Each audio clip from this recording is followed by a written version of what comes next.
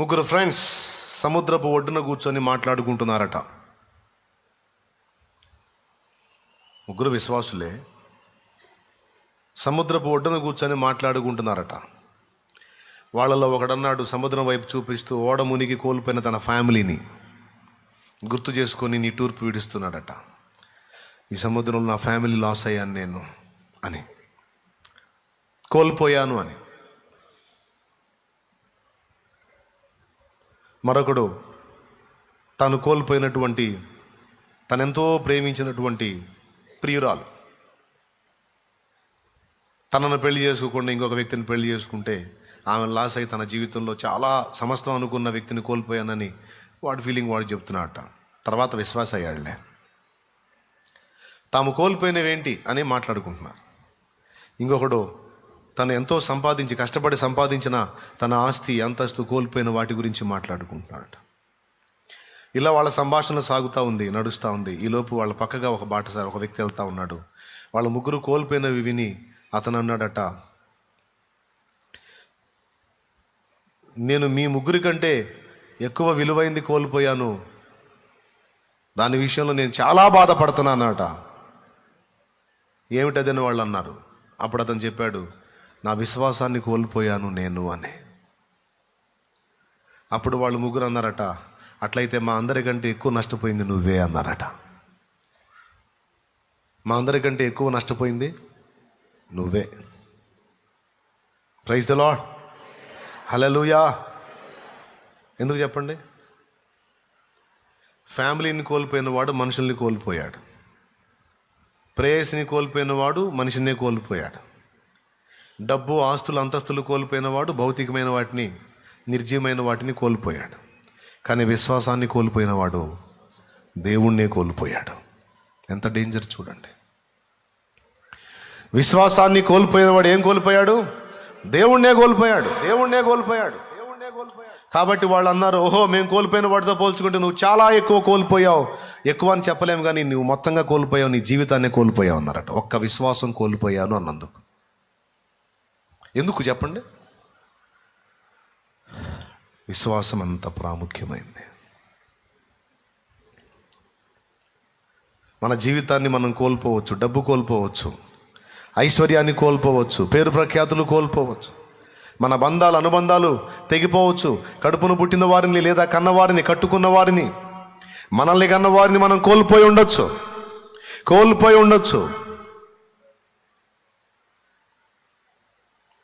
కానీ విశ్వాసాన్ని కోల్పోయిన వ్యక్తికి ఇక దేవుడే లేడు, దేవుణ్ణి కోల్పోయినట్టే. ఇవన్నీ ఎన్ని కోల్పోయినా, వినండి, గుర్తుపెట్టుకోండి, ఇవన్నీ ఎన్ని కోల్పోయినా విశ్వాసమును బట్టి దేవుని వైపు మనం చూస్తే కోల్పోయిన వాటన్నిటిని తిరిగి ఇవ్వగలవాడు ఆయన. అవునా? కానీ ఆయన్నే కోల్పోతే, ఆయన యందలి విశ్వాసమే కోల్పోతే ఇంకా ఆయన నీకు ఏమీ చేయలేడు. ఆయన నీకు ఏం చేయాలన్నా నీ విశ్వాసమే ఆధారము. చెప్పండి. దేవుడు నీకు ఏది స్వస్థత పరచాలన్నా, నీ సమస్య తీర్చాలన్నా, నీ రోగం తగ్గించాలన్నా, నీ పిల్లల్ని బాగు చేయాలన్నా, నీ కుటుంబాన్ని వర్ధిల్ల చేయాలన్నా, నీ ప్రయత్నాలు సఫలం చేయాలన్నా, నీ ఆకలి తీర్చాలన్నా, నీకంత కబళం పెట్టాలన్నా నీ విశ్వాసమే ఆధారం.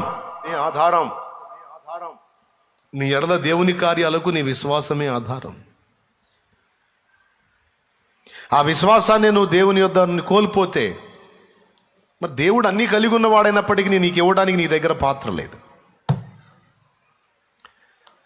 కాబట్టి ఏబు చూడండి, మన కుటుంబ సభ్యుల్లో ఒకరినిద్దరిని మనం లాస్ అవుతాం.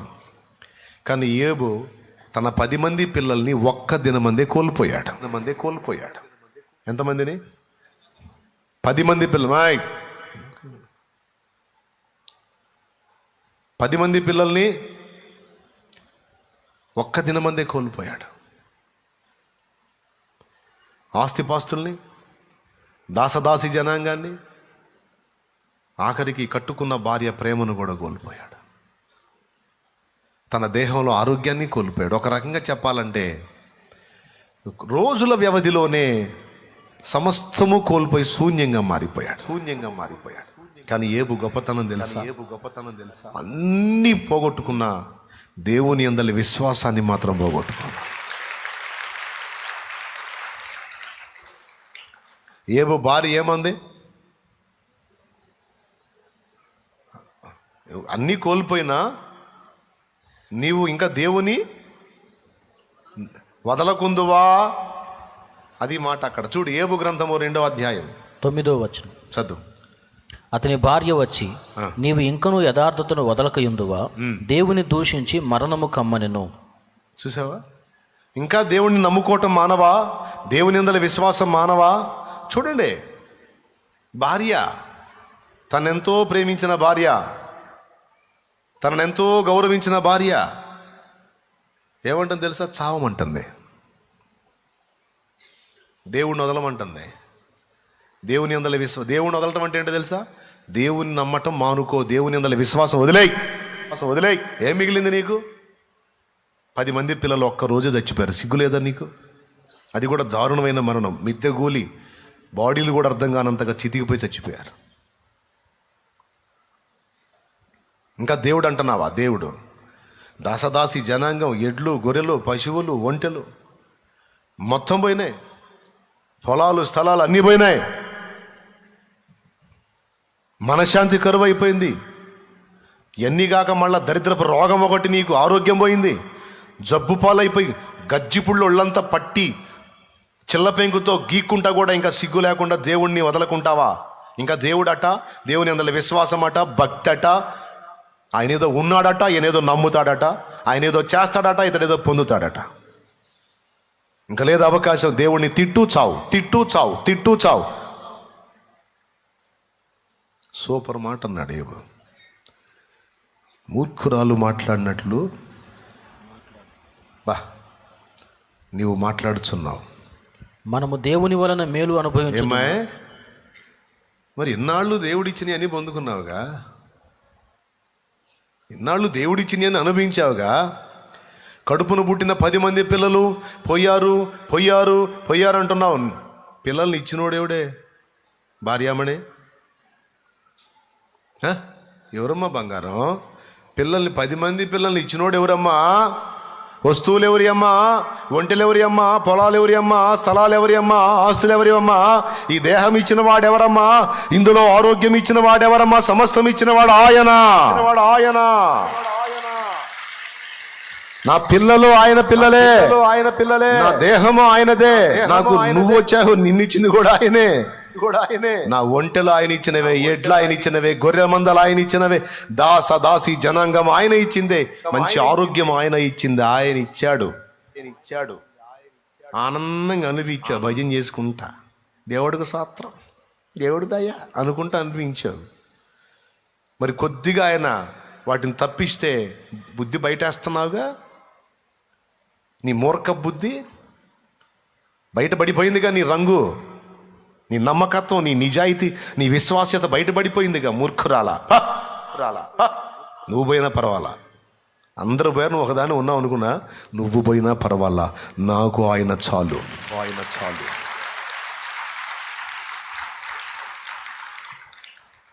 ఎవరు చాలు? కడలేని కడలి తీరము, ఎడమాయ కడకునా బ్రతుకునా. కడలేని కడలి తీరము, ఎడమాయ కడకునా బ్రతుకునా. గురిలేని తరుణాన వేరువగా, నాదరిని నిలిచేవనా ప్రభు. గురిలేని తరుణాన వేరువగా, నాదరిని నిలిచేవనా ప్రభు. నేను వెళ్ళే మార్గము నా యేసుకే తెలియును. నేను వెళ్ళే మార్గము నా యేసుకే తెలియును. శోధించబడిన మీదట నేను సువర్ణమై మారెదను. శోధించబడిన మీదట నేను సువర్ణమై మారెదను.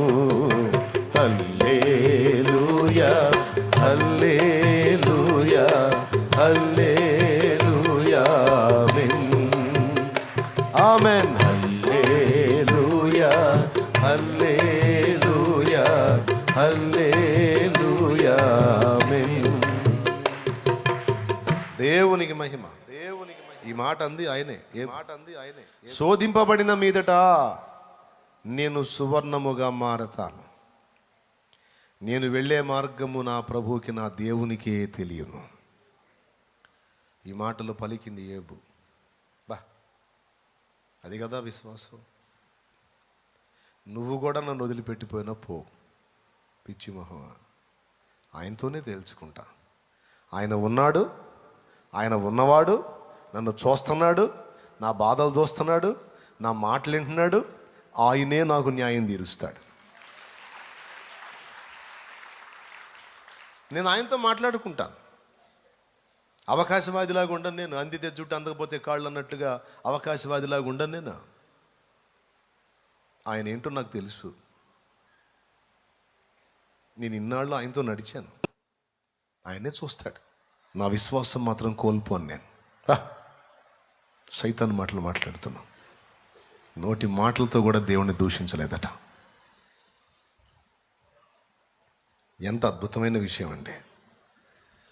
ఈరోజు కొద్ది కొద్ది కలతలకి, కొద్ది కొద్ది పరిస్థితులకి సైతాన్ గాడు నువ్వు శోధనలో ఉన్నప్పుడు మీ ఇంట్లోనే జ్వరబడతాడు వాడు. నీకెవరు అందుబాటులో ఉంటారో వాళ్ళలో జ్వరబడతాడు వాడు. వాళ్ళకి దెయ్యం పట్టిందని సంగతి నీకు తెలియదు. వాళ్ళలోకి సర్పం ఎంటర్ అయిందని సంగతి నీకు తెలియదు. వాళ్ళలోకి సైతాన్ ఎంటర్ అయ్యాడని నీకు తెలియదు. వాళ్ళు మాటలు ఎట్లా ఉంటే తెలుసా? వాడు సమస్య ఏంది దాని గురించి ఆలోచించకుండా ఫస్ట్ ఎత్తాడు, దేవుడు దేవుడు అని దేవుడు నమ్మ ఏం ఒరిగింది అంటాడు. ఈ సమస్య ఎత్తకుండా దేవుడి దగ్గరికి పోయాడంటే వాడు ఎవరు? మనోడు కాదు. మనోడైతే సమస్య సంగతి ఏందని ఆలోచిస్తాడు. వాడు నీ దేవుడి ప్రస్తావన తీసుకొచ్చాడంటే పాప మనోడిగా అది పట్టింది. ఏది పట్టింది? దయ్యం ఎంటర్ అయింది. ఎంటర్ అయ్యి వాడు దేవునికి వ్యతిరేకంగా మాట్లాడుతున్నాడు. ఏబు భార్య ఏమెత్తాలి? అయ్యా ఆహారం తీసుకో, అయ్యా లేకపోతే ఎలా ఉన్నావు, ఈ ప్రస్తావనలు తేవాలి. సమస్యలకు పరిష్కారం ఏంటి, ఏం చేద్దాం అని ఈ వ్యవహారాలు తేవాలి. కానీ ఆమె ఏం చేస్తుంది తెలుసా? దేవుణ్ణి దూషించు సావు, దేవుణ్ణి దూషించు సావు. ఇప్పుడు ఏం పట్టినట్టు ఆమెకి? ఏం శోధిస్తుందామని? మరి నీకు ఇట్ట జరిగిందిగా ఏం చేశాడు నీ దేవుడు? ఆ దేవుడు నమ్ముకోవటం వల్ల ఇట్ట జరిగింది, అందుకే ఇట్ట జరిగిందని నీ దగ్గరకు వచ్చే ఎవరైనా సరే దేవుడి ప్రస్తావన తీసుకొస్తున్నారంటే వాళ్ళు నీ తోటివారు కాదు, నీ బంధువులు కాదు. ఆ మాట మాట్లాడుతుంది వారిలో ఉన్న అపవిత్రాత్మలు. ఎందుకు? దేవుని పట్ల నీకు విరక్తి పుట్టించి, దేవునికి నిన్ను దూరం చేసి, నీ విశ్వాసాన్ని నాశనం చేసి, నీ ఆత్మను నరకాగ్నికి తీసుకెళ్ళటానికి కుట్రాది. ఇక్కడ నీ సమాధానం ఏంటో తెలుసా? మూర్ఖులు మాట్లాడినట్టు మాట్లాడొద్దు. నా బిడ్డ పోయినా, నా పరిస్థితులు మారినా, నా సమస్తం కోల్పోయినా, నా వెండి పోయినా, బంగారు పోయినా, ఆస్తులు పోయినా, అంతస్తులు పోయినా, నన్ను కన్నవారు పోయినా, వీళ్ళందరినీ నాకు ఇచ్చింది ఎవరు? ఇప్పుడు నా పిల్లలు ఉన్నారు, నా వస్తువులా? నాకు ఇచ్చింది ఎవరో? మా నాన్నకి నన్ను ఇచ్చాడు, మా నాన్నకు అన్నాడు, ఆయనకి నన్ను ఇచ్చింది ఎవరు? నేను ఎవరు వస్తువుని? కాబట్టి వస్తువు ఇచ్చినోడు వస్తువు తీసుకునే హక్కు లేదా? ఎగస్టాలు ఎందుకు మనకి? మానవ సంబంధమైన మమతల్ని బట్టి కొంచెం ఫీల్ అవుతాం. దేవుడు నాకెట్టెందుకు చేశాడు అని. తోట నాటినోడు, చెట్లు వేసినోడు, చెట్లు పూలలు పెంచినోడు, ఒక పువ్వు కోసుకునే అధికారం ఆయనకి లేదా? నాకెట్టెందుకు చేశాడు, చిరాకు పుట్టించాడు, నిన్ను కూడా తీసి అవతల పడేస్తాడు. స్తోత్రం. అర్థమైందా? నేను చెట్టుని, నాకు పూలు పూసినాయి, పూలు ఎందుకు కోసాడు అంటే అసలు చెట్టునే తీసి అవతల పెడతాడు. అప్పో పక్కకు గొడవ అయిపోయింది. ఇదే ఎంతమందికి అర్థమైంది? కాబట్టి ఇక్కడ డైలాగ్ ఎప్పుడైనా ఏది ఉన్నా పోయినా డైలాగ్ ఏంటి? ఇచ్చినోడు ఆయనే, తీసుకున్నాడు ఆయనే. ఏం మాట అండి అది! వస్తువులు ఆయనయే, ఉద్యోగం ఇచ్చింది ఆయనే, పోయింది తీసేశాడు. ఇచ్చినోడు ఆయనే, తీసేసినోడు ఆయనే. తీసేసాడు అంటే అర్థం ఏంటి? అక్కడే ఉంటే నేను ఇంకా ఆడనే ఉంటాను. అక్కడ నుంచి తీసేసాడంటే 10 మందికి ఉద్యోగాలు ఇవ్వబోయే స్టేటస్కి వెళ్ళిపోతున్నాను. మొత్తానికి ఏదో కార్యం చేయబోతున్నాడు. స్తోత్రం, హల్లెలూయా. మరి నేను అక్కడే ఉంటే అక్కడే ఉండిపోతాను. నన్ను అక్కడి నుంచి పక్కకు తీస్తే ఇంకో పొజిషన్కి వెళ్ళిపోతానేమో. ఏమో ఆయన ప్లాన్ ఆయనకి ఉంటుంది కదా. కాబట్టి తీసేసాడని నేను ఆయన సనగనేలా గొనగనేలా? ఇచ్చినవాడు ఆయనే, తీసేసిన ఆయనే. కాబట్టి ఆయనే తిరిగి నాకు ఇస్తాడు. చూడండి, ఏబు భార్య విశ్వాసం, ఏబు భార్య అన్నది జరిగిందా, ఏబు అన్నది జరిగిందా? అది ఇచ్చినవాడు ఆయనే, తీసేసిన వాడు తిరిగి ఇవ్వగలవాడు కూడా. అది నమ్మాడండి. ఇక చూస్తే క్లైమాక్స్లో చూస్తే 2లో ఈ మాట అయితే 42లో విషయం ఏంటో తెలుసా? 2వ అధ్యాయంలో ఈ మాటలు 42లో ఏందో తెలుసా? ఏబు కోల్పోయిన వాటన్నిటికీ ప్రతిగా దేవుడు 2 దయచేసెను అని ఉంది. 2 ఇంకా దారుణమైన విషయం ఏంటంటే, యెహోవాను దూషించి, దేవుణ్ణి దూషించి చావు అన్న అదే భార్యకి మళ్ళా 10 మంది పిల్లల్ని పుట్టించాడు. దేవుడు 10 మంది పిల్లల్ని ఆ భార్య నుండే పుట్టించాడండి. అప్పుడు ఎంత పశ్చాత్తాపడిందో నిజంగా అండి. చాలా పొరపాటుగా అనుకున్నానండి. దేవుడు చూడండి, మనకి మళ్ళీ 10 మంది పిల్లల్ని ఇచ్చాడు. 10 మంది కాదు, పిచ్చిమోహం 20 మంది. మరి 10 మంది చచ్చిపోయారు. ఏడికి పోయారు? చచ్చి పోయారు. ఏడికి పోయారు? నా లెక్కలో 20 శాల్తీలు ఉన్నాయి. 10 శాల్తీలు ఇది ఇప్పుడు కనపడుతున్నాయా? 10 శాల్తీలు మనం అక్కడ పోయి నాకు కనపడతాయి. ఇంకా చెప్పాలంటే ఇది ఒక డిఫరెంట్ అనమాట. ఏ అనుభవం స్పెషల్. ఇప్పుడు సహజంగా తల్లిదండ్రులు, మా నాన్న ఉన్నాడు, మా నాన్నకు భూమి మీద మేము ఉన్నాం, మా నాన్న వెళ్ళిపోయాడు. ఇప్పుడు అక్కడ ఎవరు లేరు అనుకుందాం. కానీ ఏబుకి అక్కడ కూడా ఉంటారు. ఏబు ఒకవేళ వెళ్ళాడు అనుకో, ఆల్రెడీ 10 మంది లైన్లో ఉంటారు. డాడీ అనుకుంటూ వస్తారు వాళ్ళు. స్తోత్రం, అర్థమైందా? భూమి మీద ఉన్నప్పుడు డాడీ అనేవాళ్ళు చుట్టూ 10 మంది, చచ్చి ఈ 10 మంది వదిలిపెట్టి ఆడిగిపోతే డాడీ అనుకుంటూ పరిగెత్తేవాళ్ళు మళ్ళీ ఆడ 10 మంది ఉన్నారు. ఒరే ప్రత్యేక అనుభవం ఇది. దేవునికి స్తోత్రం కలుగునుగాక. పరిస్థితులని పాజిటివ్గా చూసినా నెగిటివ్గా చూసినా మన దృష్టేనండి. సైతాను గాడు తీసుకొచ్చి ఏమంటాడు తెలుసా? నెగిటివ్గా చూడు అంటాడు. అది కృంగదీసి విశ్వాస భ్రష్టులు చేసిద్ది. దేవుడు అంటాడు, నో డోంట్ టెన్షన్, పాజిటివ్గా చూడు, అందులో కూడా నీకు అర్థమయ్యే బోధపడేటువంటి రహస్యాలు ఉన్నాయి అంటాడు ఆయన. అర్థమైందా? ఎదురెదురు కూర్చొని ఒకటి థమ్స్అప్, 2 థమ్స్అప్ సీసాలు తెచ్చుకొని తాగుతున్నారు. థమ్స్అప్ అంటే వాళ్ళకి స్తోమత లేదు. ఎన్నో రోజులు థమ్స్అప్ తాగాలనుకున్న రోజు వచ్చినాయి. థమ్స్అప్ ఎంత అంటే నీకు ఇప్పుడు ఎంత అని ఉంటుందిలే, లేనోడికి అదే పెద్ద. ఒకడన్నట, ఇద్దరు సగం తాగారు. ఏందోరా జీవితం, అప్పుడే సగం అయిపోయింది థమ్స్అప్ అన్నాడంట. వెంటనే ఇంకోటి అన్నాడంట, ఇంకా సగం ఉంది కదరా అన్నాడంట. అయిపోయింది సగం అని ఒకటి నిట్టూర్పు విడిస్తే ఇంకా సగం ఉంది కదరా అని ఒకడు ఆనందపడ్డాడట. అట్లాగే నువ్వు అయిపోయింది చూసుకొని ఏడుస్తావా, లేకపోతే ఉన్నదాన్ని దృష్టిలో పెట్టుకొని ఆనందిస్తావా అనేది నిర్ణయం నీదే. ఏమంటారు? కిటికీలోంచి బయట చూస్తే ఒకడు, ఏం దేవుడేరా,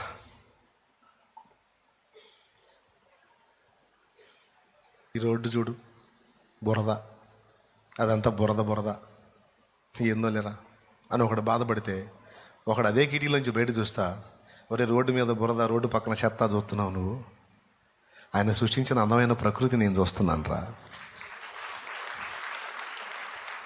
పశుపక్షాదులు చూడరా, పచ్చని మొక్కలను చూడరా, నీలాకాశం చూడరా, అందులో ఎగురుతున్న పక్షులను చూడరా. బా, దేవుడు ఎంత గొప్పడురా. ఒకడేమో కిటికీలోంచి రోడ్డు మీద బురదని, అక్కడున్న కాలుష్యాన్ని, ఆ మురికిని చూసి వాడు ఫీల్ అయితే, ఇంకొంచెం అవతలకు చూసి ఒకడు ఆనందపడ్డాడట. సో ఇక్కడ పరిస్థితుల్ని పాజిటివ్గా ఊహించుకున్నా, నెగిటివ్గా ఊహించుకున్నా నీ చేతుల్లో ఉంది. నెగిటివ్గా ఊహించుకొని సైతాను శోధనకు లోనై పిచ్చి పెంచుకుంటావో, లేకపోతే దేవుణ్ణి బట్టి విశ్వాసమును బట్టి పాజిటివ్గా ఆలోచించి పిచ్చి వదిలిస్తావో నీ చేతుల్లోనే ఉంది. ఏమంటావు? ఇప్పుడు ఏమనాలి? జలములలో బడినే వెళ్ళిన అవి నా మీద పారవు, జలములలో బడినే వెళ్ళిన అవి నా మీద పారవు, అగ్నిలో నేను నడచినను జ్వాలలు నన్ను కాల్చజాలవు, అగ్నిలో నేను నడచినను జ్వాలలు నన్ను కాల్చజాలవు.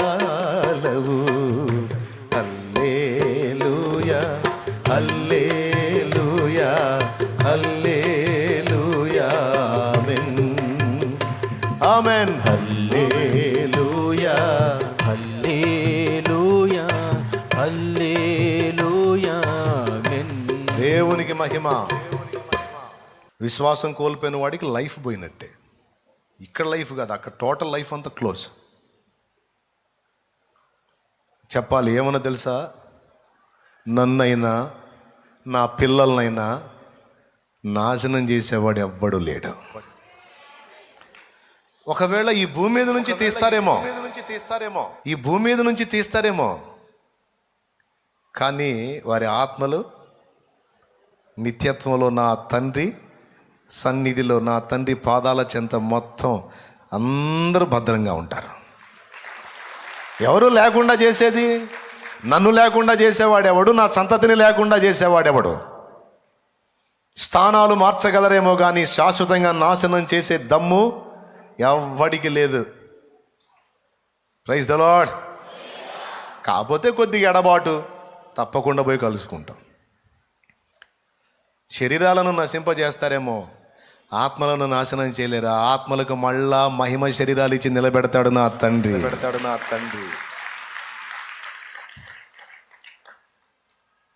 అట్లాగా ఒకవేళ నువ్వేదన్నా కోల్పోయి, నువ్వేదన్నా, ఇప్పుడు మా నాయన ఉన్నాడు, మా నాయన చనిపోయాడు. నేను చాలా ఇష్టపడేటువంటి వ్యక్తి, నాకేం చింత లేదు. కొద్దిగా తాత్కాలిక ఎడబాటును బట్టి ఎప్పుడన్నా ఆయన జ్ఞాపకాలు గుర్తొచ్చినప్పుడు కొంచెం కలత అనిపిస్తుంది, కానీ మనుష్యరీత్యా ఆయన విషయంలో నాకు చింత లేదు. ఎందుకంటే ఆ దేహం ఇక్కడ ఛిద్రమైపోయింది. అది కూడా పనికిరాని దేహం, ఎప్పటికైనా ఛిద్రమైపోయే దేహం, మార్పు చెందాల్సిన దేహం. అది ఎప్పటికైనా ఖాళీ చేయాల్సిన ఇల్లే. అది ముందే ఖాళీ చేసి వెళ్ళిపోయాడు. అక్కడ ఉన్నాడు. ఈ దేహాన్ని నా తండ్రికి ఇచ్చిన దేవుడు మహిమ దేహాన్ని కూడా ఆయనకి ఇచ్చి మళ్ళా నా ముందు నిలబెట్టగలుగుతాడు. మట్టి దేహాన్ని మా సోదరికి ఇచ్చిన దేవుడు ఆ ఆత్మకి మహిమ దేహాన్ని కూడా ఇచ్చి మళ్ళా నా ముందు నిలబెట్టగలుగుతాడు. ఇంకా చెప్పాలంటే మనం కోల్పోయిన వారిని గురించి మనం ఎంతో బాధపడి వేదన పడతాం కదా, వాళ్ళతో యుగయుగాలు ఇక మనం విడిపోని అనుబంధం కలిగి ఎల్లప్పుడూ అక్కడ ఉండటానికి శాశ్వత ప్రణాళిక రచించబడింది. శాశ్వత ప్రణాళిక. తగేడిసావుగా, మా అన్నయ్య నేను మొత్తుకున్నావుగా, ఇదిగో ఇంక తినమ్మా, ఇంక తిను, మీ అన్నయ్యని తిను. మా నాన్నని మొత్తుకున్నావుగా, అదిగో ఇంక తిను. మీ నాన్నకి ఇంకా చావు లేదు, నీకు చావు లేదు, మీ నాన్నకి చావు లేదు, ఇక బతకండి పోండి అంటాడు. నా కొడుకు నా కూతురు, నా కొడుకు నా కూతురు అని గుండెలు బాదుకున్నావుగా, ఇదిగో నీ కొడుకు నీ కూతురు భద్రంగా ఉన్నారు, తిను. ఇట్ట అనుకోలేదేసయ్యా. అమ్మో, అసలు ఇట్ట అర్థమైతే ఇంక అట్టెందుకు ఏడుతా, అసలు నేను తనుకోలా, ఇంకా కనపడరేమో అనుకున్నాను, నాకు తెలుసులే, అందుకే నేను కూడా నీ మీద కోపడలా, ఇంక తిను. ఒట్టి మాటలా లేఖనమా? ఏం చెప్పింది? నిరీక్షణ లేని ఇతరుల వలె దుఃఖపడకుండా నిమిత్తము నిద్రించిన వారిని గురించి మీకు తెలియకుండా మాకు ఇష్టము లేదు. ప్రభు అయిన యేసు మృతి పొంది తిరిగి లేచిందని మనం నమ్మిన ఎడల ఆయనతో పాటు ప్రభువున నుండి మృతులైన వారిని ప్రభు తనతో కూడా వెంటబెట్టుకొని వచ్చును. ఆ మాట అబద్ధమా? చచ్చిపోయిన వాళ్ళు ఎట్లా లేకొస్తారు? ఆయన చచ్చిపోయి లేచి చూపించాడు. తాను ఎలాగూ లేచనో తన యందు విశ్వసించిన వారన్నా అలాగూ లేప శక్తి గలవాడై ఉన్నాడు. స్తోత్రం. డౌట్ లేదుగా? కాబట్టి ఇప్పుడు మన డైలాగ్ ఎట్లా ఉండాలి? సమస్తము ఉన్నా కోల్పోయినా ఏ బన్న పలికినట్టు పలకాలి. ఏమని? యెహోవా ఇచ్చెను. ఇంక వేరే ఆప్షన్ లేదు. మరి పలకాల్సింది అదే. ఏడ్చుకుంటానైనా, మొత్తుకుంటానైనా, విలవిల్లాడుతానైనా, గిలగిల కొట్టుకుంటానైనా అనాల్సిన మాట మాత్రం అదే. అయితే బాధపడాలని అవసరం లేదు. తప్పకుండా రెండంతలుగా తిరిగి ఒకంత కాదు. పొందాడా లేదా? పెద్ద చెప్పండే. కాబట్టి విశ్వాసం కోల్పోతే ఏబు భార్య అన్నట్టు ఏబు నిజంగానే స్పందించి, ఛీ నిజమే, దేవుడు లేడు, ఏం లేదు, అంతా కోల్పోయాను, హెల్త్ కూడా ఇదైపోయింది, ఈ దరిద్ర కొట్టు శరీరం, ఈ సిగ్గు మాలినటువంటి జబ్బుతో ఉన్న ఈ శరీరం, ఛీ నాకెందుకు, నిజంగానే అమ్మ ఏం తాగమంటా, ఎండో సల్ఫానా, నోవాక్రానా, లేకపోతే ఏంటిది ఈ మధ్య తాగుతుంది గడ్డి మందా, లేకపోతే ఏంది మరి చీర ఏదన్నా ఇస్తావా, వేసుకుంటాను, ఇక సరే బాడీ సహకరించట్టు నువ్వే వేసే అమ్మాయి, ఎటు కూడా అడిగావుగా వేసేసి, ఏం చేయమంటావు అని ఒకవేళ నిజంగా ఆమె చెప్పినట్టే దేవుణ్ణి దూషించి చచ్చిపోతే బైబిల్లో ఏబు గ్రంథమే ఉండేది కాదు. ఇన్ని వేల సంవత్సరాలుగా ఏబు అనే ఒకటి జీవితం అనేకులకు ఆదర్శప్రాయం అయ్యేది కాదు. అంతేకాదు ఏబు రెండంతల దీవెనని కోల్పోయేవాడు. పక్కన మనుషులు ఇచ్చిన టెంప్టేషన్కి లొంగిపోతే. కాబట్టి ఇప్పుడు ఏం చేస్తా?